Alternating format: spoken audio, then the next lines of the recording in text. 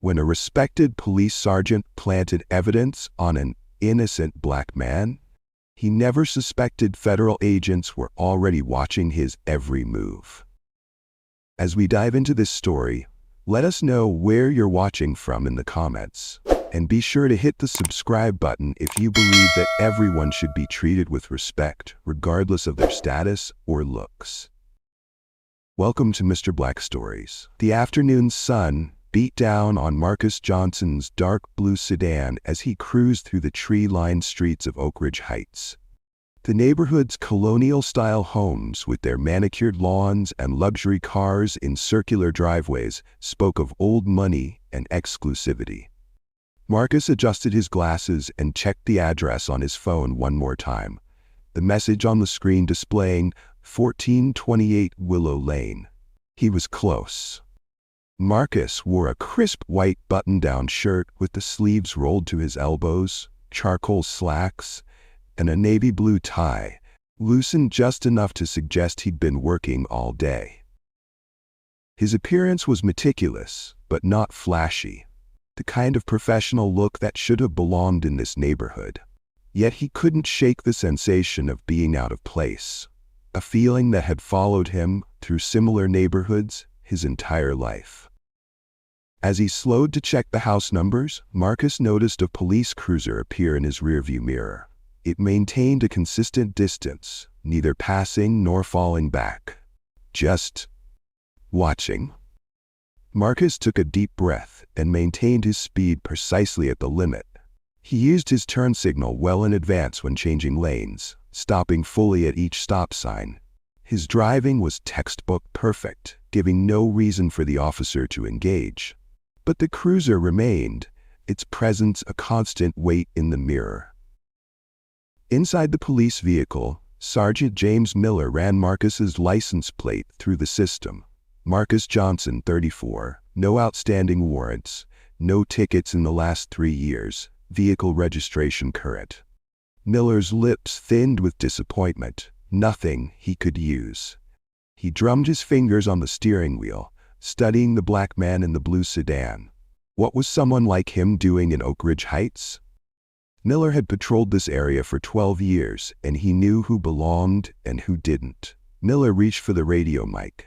"Dispatch, I'm going to conduct a traffic stop on a blue Audi, license plate Sierra Echo Victor 4902. Suspicious activity." "Copy that, Sergeant Miller. Location? Corner of Willow and Chestnut." Marcus's shoulders tensed as the cruiser's lights flashed to life behind him, the siren giving a short whoop that demanded immediate compliance. He pulled over smoothly, positioning his car perfectly along the curb. His hands moved to the steering wheel, placed at 10 and 2, visible through the rear window. He'd done nothing wrong, but experience had taught him the choreography of survival. Miller approached with deliberate slowness, one hand resting on his holstered weapon. He stopped slightly behind the driver's window, forcing Marcus to turn awkwardly to make eye contact. "License and registration?" Miller said, his tone flat and official. "May I ask why I'm being pulled over, officer?" Marcus's voice was calm, respectful, but firm. Miller's face hardened. "License and registration first? Then we can discuss why I stopped you." Marcus nodded, maintaining eye contact. "My registration is in the glove compartment, and my license is in my wallet in my back pocket. I'm going to reach for them now if that's all right." "Slowly," Miller commanded. As Marcus retrieved his documents, he could feel Miller's eyes scanning the interior of his car, looking for anything to justify his suspicion. Finding nothing, Miller took the documents and studied them intently. "Mr. Johnson, do you know why I pulled you over today?" "No, sir, I don't. I was observing the speed limit and all traffic laws." Miller's mouth twitched slightly. "You were driving erratically, slowing down and speeding up, looking at houses, behavior consistent with casing properties." Marcus blinked in genuine surprise. "I was just looking for an address, officer. I have a meeting with a client at 1428 Willow Lane. I'm a financial advisor." Miller's tone made it clear he didn't believe a word. Step out of the vehicle, please." "Excuse me? Step out of the vehicle, sir." Miller's hand returned to his holster, a not-so-subtle reminder of the power dynamic at play. Marcus hesitated for just a moment before complying. As he slowly opened his door, his right hand slipped into his pocket, pressing something small and metallic. To Miller, it looked like a nervous gesture. It wasn't. The afternoon had grown quiet around them. A few neighbors had taken notice of the police lights, curtains twitching in windows across the street. An elderly woman walking her dog slowed her pace to observe. A mail carrier paused in his rounds, watching with a knowing expression.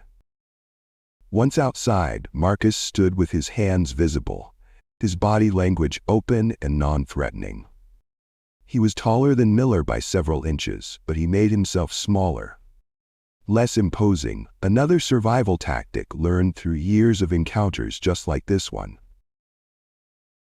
"Sir, I think there's been a misunderstanding," Marcus began.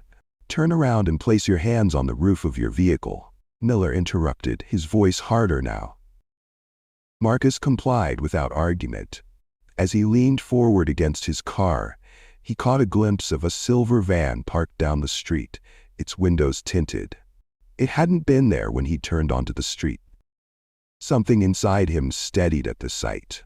Miller approached, his footsteps heavy on the asphalt. "I'm going to conduct a pat-down for my safety." "I understand, officer," Marcus replied evenly. Miller's pat-down was thorough and unnecessarily rough. He checked Marcus's pockets, his waistband, around his ankles. When he reached Marcus's jacket, he paused, his body blocking the view from the street.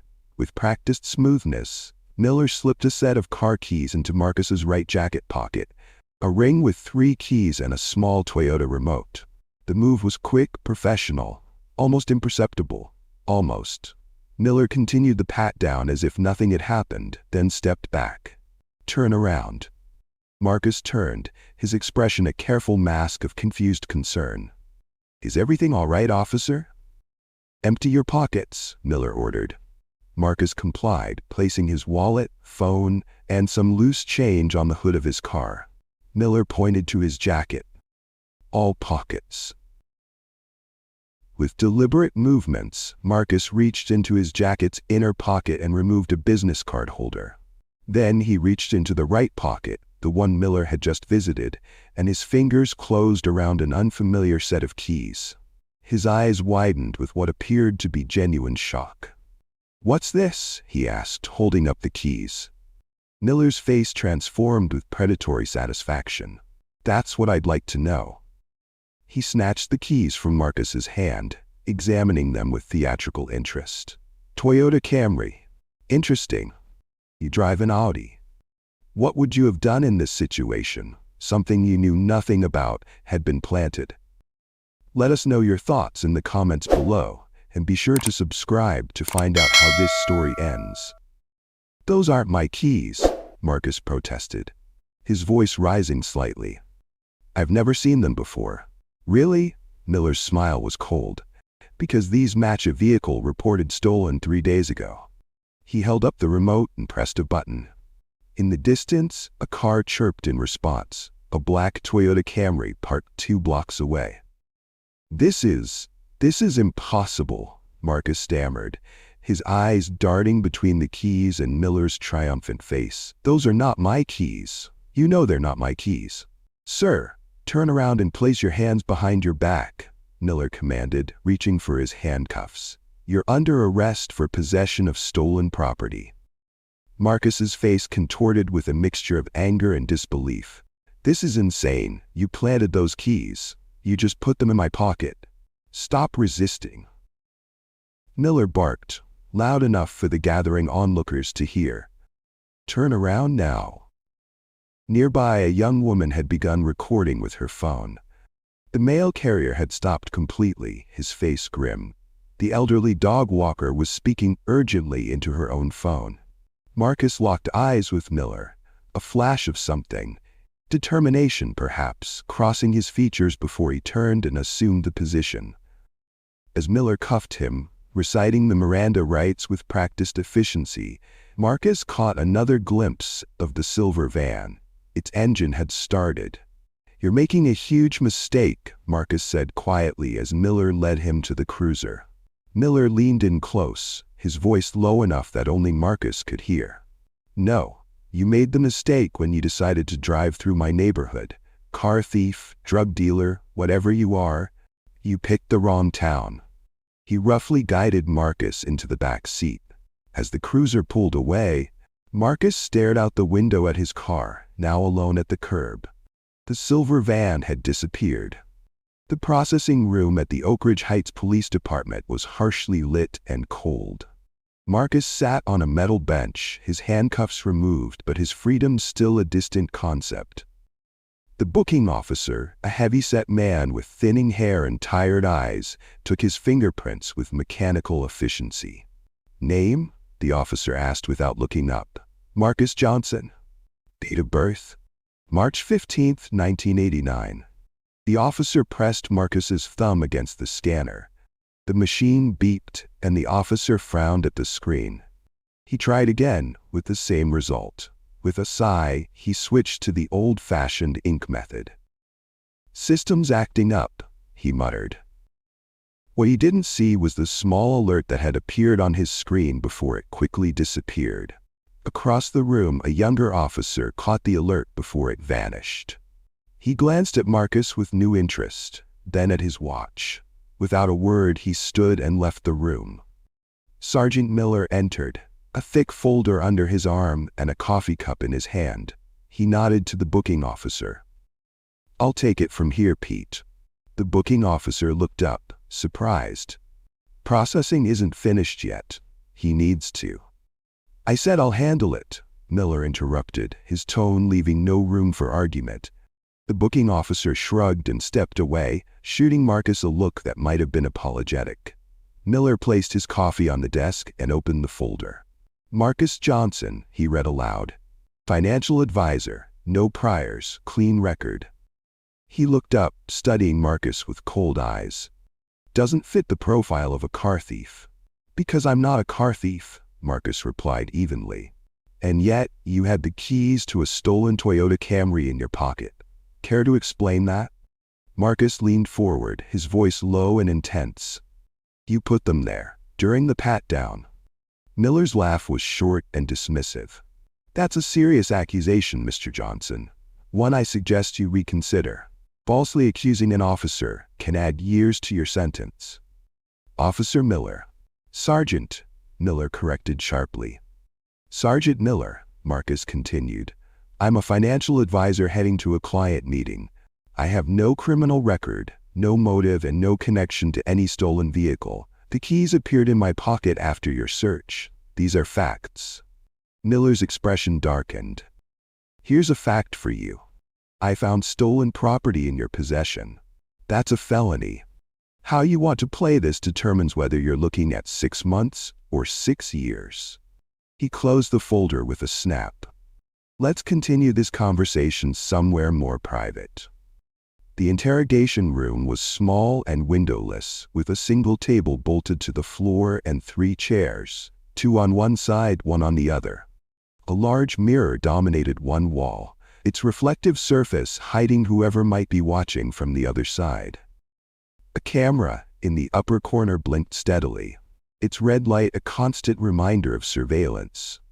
Miller gestured for Marcus to sit in the solitary chair, then took a seat across from him. The second chair on Miller's side remained empty, a psychological tactic meant to suggest that reinforcements could arrive at any moment. "Water?" Miller offered, his tone suddenly almost friendly. Marcus shook his head. "I'd prefer some answers." "I think you're the one who needs to provide answers, Mr. Johnson." Miller opened the folder again, this time removing photos of a black Toyota Camry. This vehicle was reported stolen from the Westlake Shopping Center 3 days ago. The owner, Mrs. Eleanor Whitman, is 82 years old and depends on that car for her medical appointments. Marcus's expression remained neutral, though his eyes reflected a flash of indignation at the manipulation attempt. "The keys to this vehicle were found in your jacket pocket." Miller continued. Your fingerprints are now being processed for comparison with prints found in the vehicle. You won't find my fingerprints in that car, Marcus said confidently. Perhaps not. Professional thieves wear gloves. Miller leaned back, studying Marcus. What were you really doing in Oak Ridge Heights today, Mr. Johnson? Not financial advising, I'm guessing. I was meeting a client, as I told you. Charles Westbrook, 1428 Willow Lane. You can call him to confirm. Miller made a show of writing down the name. We'll do that. But even if this meeting was legitimate, it doesn't explain the stolen car keys. The explanation is simple. You planted them. Miller's smile was cold. Let's say hypothetically that you're right, that I, a decorated sergeant with 12 years on the force, decided to frame you, a random driver, by planting evidence. Why would I do that? Marcus held Miller's gaze steadily. Because I fit a profile you've decided doesn't belong in Oak Ridge Heights. The room fell silent. Miller's smile faded, replaced by something harder, more dangerous. Careful, Mr. Johnson. Very careful. Am I wrong? Marcus pressed. Miller ignored the question. Let's talk about your history, shall we? He pulled another paper from the folder. 2 years ago, you were pulled over in Ridgewood. Officer reported suspicious behavior, but released you without charges. I was driving home from a late client meeting, Marcus explained. The officer thought I looked out of place in that neighborhood too. Miller nodded slowly. Pattern of behavior. You go where you don't belong, act suspicious, and then play the victim when confronted. The only pattern is in how I'm perceived, not in my actions, Marcus countered. Miller's jaw tightened. He closed the folder and stood abruptly. I'm going to give you some time to think about your situation. When I come back, I hope you'll be ready to tell me the truth about the stolen car. A confession now could mean a much lighter sentence. As Miller left, Marcus sat perfectly still, his eyes fixed on the camera in the corner. Only when the door clicked shut did he allow a small, almost imperceptible nod. Behind the two-way mirror, a room full of people watched in silence. Chief of Police Richard Hargrove stood with his arms crossed, his expression grim. Beside him, Captain Esther Chen made notes on a tablet. 3 men and 2 women in plain clothes, FBI agents, operated recording equipment and monitored screens showing multiple angles of the interrogation room. Special Agent Diane Reed, the team leader, turned to the chief. We've got more than enough. Chief Hargrove nodded. End it. I've seen enough. Miller returned to the interrogation room 30 minutes later, carrying a thin stack of papers. His demeanor had shifted. He seemed relaxed, almost satisfied, as he took his seat across from Marcus. I've spoken with the district attorney, Miller announced. Given your clean record, he's willing to offer a deal. Plead guilty to possession of stolen property, and we drop the grand theft auto charge.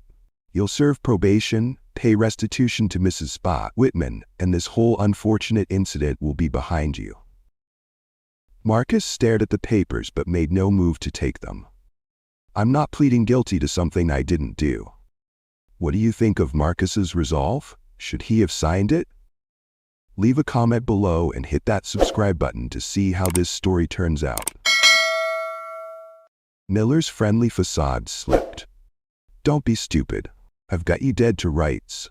The keys were in your pocket. We have witnesses who saw you casing the neighborhood. Your fingerprints are being analyzed as we speak. None of that is true, Marcus said calmly. There are no witnesses because I wasn't casing anything. My fingerprints won't match because I've never been in that car, and the keys were in my pocket because you put them there. Miller leaned forward, his voice dropping to a threatening whisper. Listen to me carefully. I've been doing this a long time. Straight, I know a guilty man when I see one. You take this deal, or I will make it my personal mission to ensure you serve every day of the maximum sentence. I know judges, prosecutors. You'll be buried so deep in the system, you'll forget what sunlight looks like.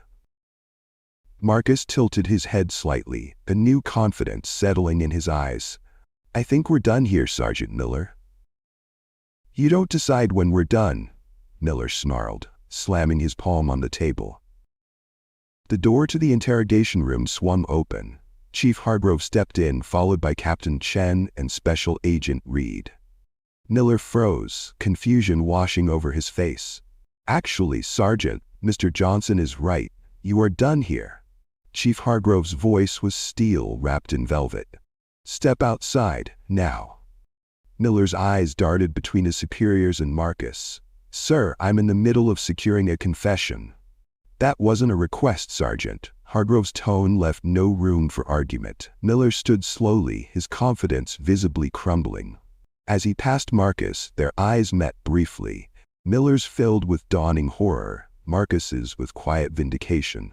Once Miller was escorted out, Agent Reed approached the table.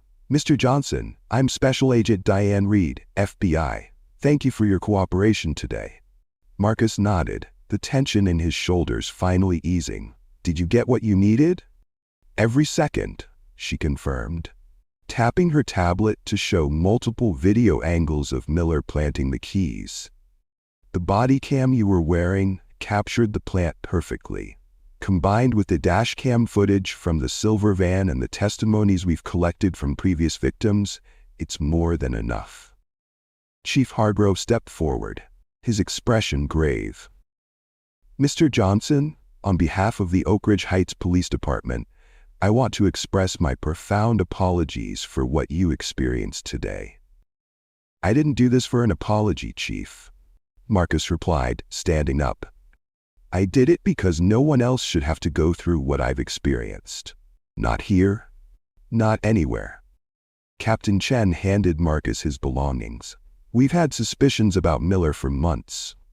Multiple complaints about racial profiling, evidence tampering, even excessive force. But he was careful, always made sure it was his word against theirs. Until today," Reed added.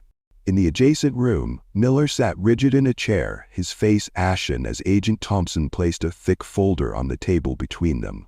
"James Miller," Thompson began, "we've been investigating you for 6 months. 18 complaints of racial profiling, 6 allegations of evidence planting, 4 cases of excessive force." He slid photographs across the table. Faces of different people, all people of color, all looking into the camera with the same mixture of indignation and resignation that Marcus had worn. "This is ridiculous," Miller muttered, but his voice lacked conviction. "Is it?" Thompson opened the folder. "Because we have statements from 14 officers in your department describing your techniques for keeping certain neighborhoods clean. We have dash cam footage that mysteriously went missing after several of your traffic stops.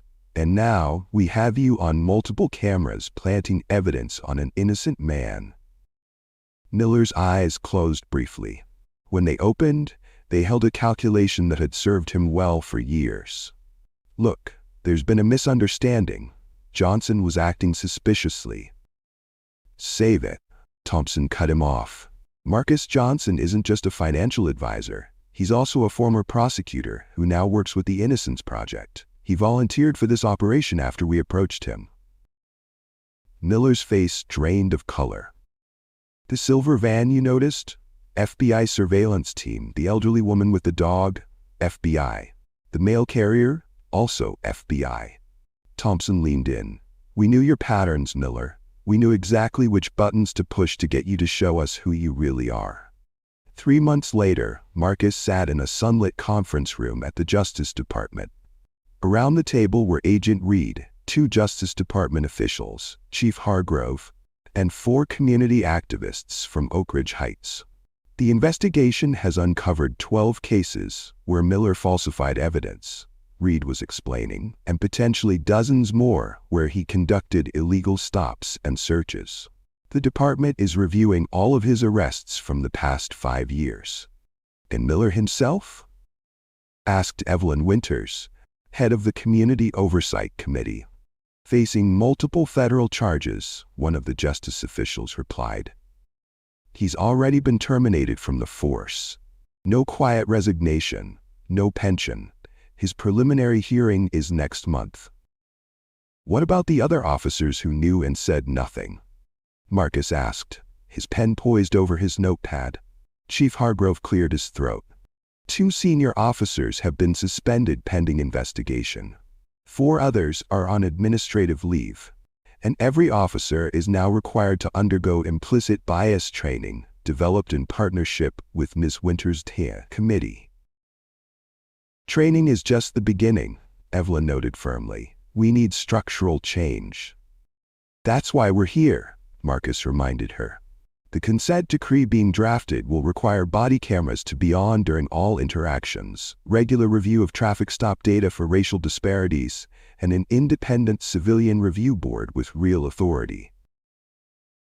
Chief Hargrove nodded, though the movement seemed to cost him.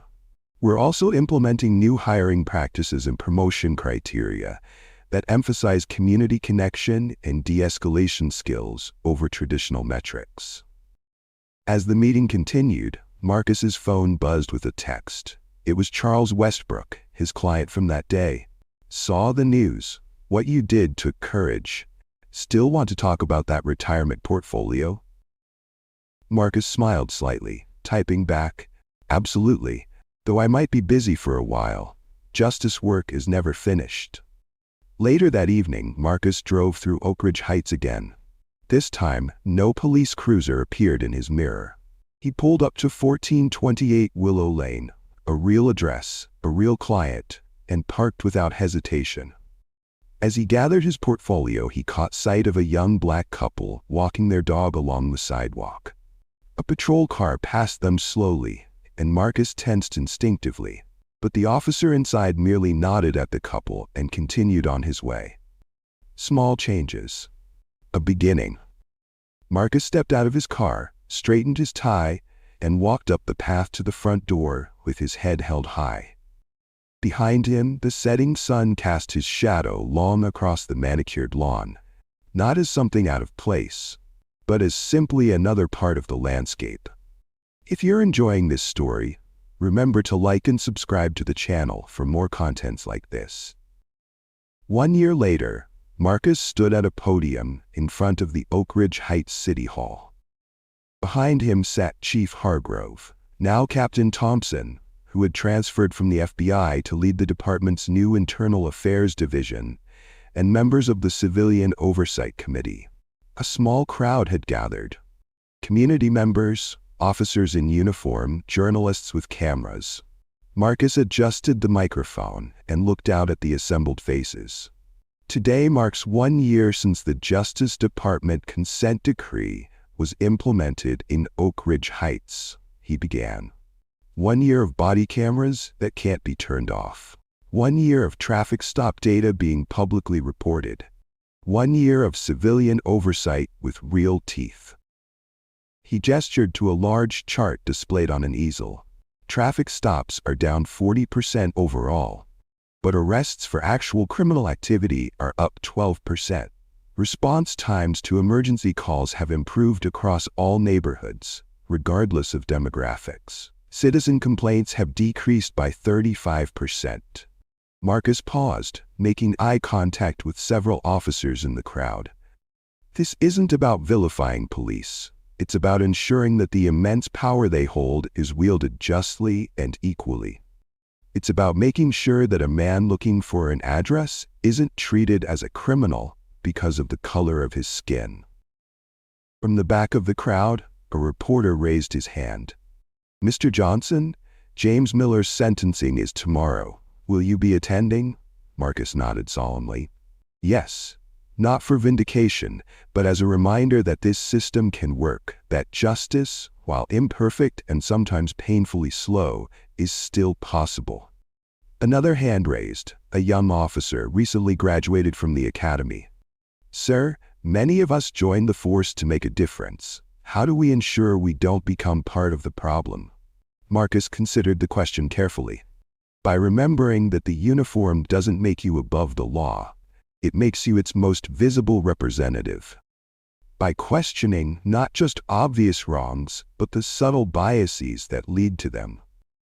and by having the courage to speak up when you see something that doesn't feel right, even if, especially if, it comes from someone with more stripes on their sleeve. As the press conference concluded, Marcus gathered his materials. Chief Hargrove approached, extending his hand. "You know," the chief said quietly, "when this all started, I thought you were just another activist looking to score points against my department. I was wrong." Marcus shook his hand firmly.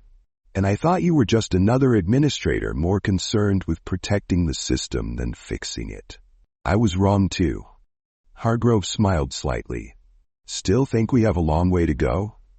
"Always," Marcus replied, but returned the smile. "But at least now we're walking in the right direction." That evening, as Marcus drove home, he passed through Oak Ridge Heights one more time. The same streets, the same houses, the same setting sun gilding the trees in amber light. But something had changed. Not just policies and procedures, but something more fundamental. A police cruiser pulled up beside him at a red light. The officer glanced over, nodded respectfully, then returned his attention to the road ahead. The light turned green, and they both drove on, separate vehicles moving in the same direction, guided by the same rules. Marcus allowed himself a small smile. It wasn't perfect. It wasn't finished. But it was progress. And sometimes, that was enough. Share your experience with us in the comments below. If you enjoyed this story, hit the subscribe button and stick around for more stories of justice, retribution, and success.